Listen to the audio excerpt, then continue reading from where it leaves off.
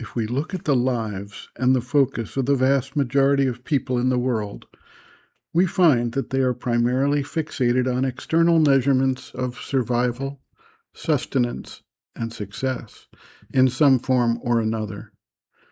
It may be having access to food and water at a basic subsistence level, or it may be the ambition to exercise control or power over others, or anything in between.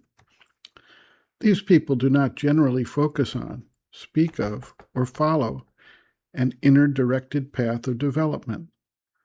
The action of the psychic being in such individuals remains more or less unseen, although its influence may be working behind the scenes, helping arrange events and circumstances, opportunities and setbacks, to guide the soul through its developmental and preparatory process of building up the physical body, the vital and emotional powers of the being, and the mental capacity, and creating a strong ego personality around which to center these developments.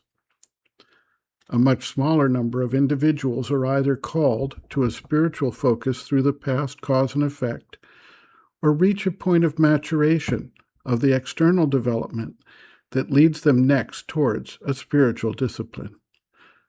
One individual recounted a focus of an educational career with the determination to achieve a successful place in society with a position of honor and a respectable income.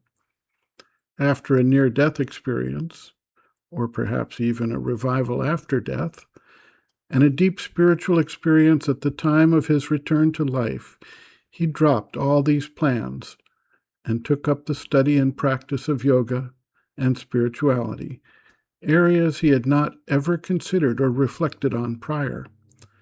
As this study progressed, he felt guided to the spiritual teaching and discipline that would eventually turn into his life's work, and began to systematically follow the guidance he was receiving.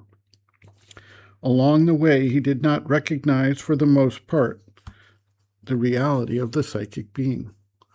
Only after many years and deep reflection on his life, its meaning, its direction and development, did he begin to appreciate the psychic being and its reality in his life, and saw a shift of awareness take place that moved him away from the surface personality he normally occupied as his primary seat of awareness and action.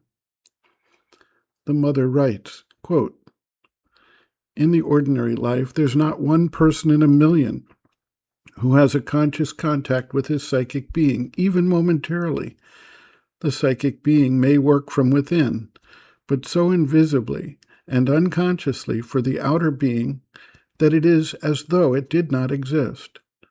And in most cases, the immense majority, almost the totality of cases, it's as though it were asleep, not at all active, in a kind of torpor.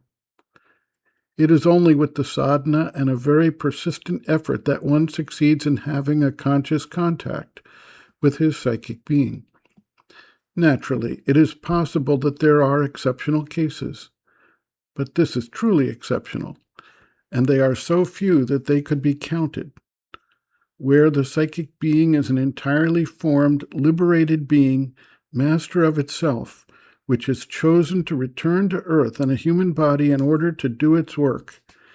And in this case, even if the person doesn't do the sadhana consciously, it is possible that the psychic being is powerful enough to establish a more or less conscious relation.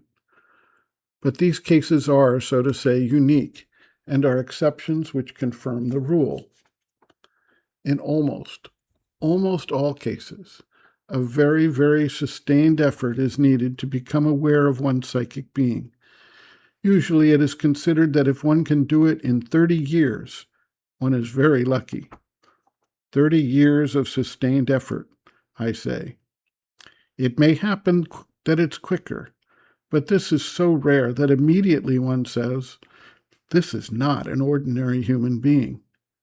That's the case of people who have been considered more or less divine beings, and who were great yogis, great initiates." End quote. Reference: Sri Aurobindo and the Mother, The Psychic Being, Soul, Its Nature, Mission, and Evolution, Section 4, The Psychic Being and Sadhana, pages 103 to 104.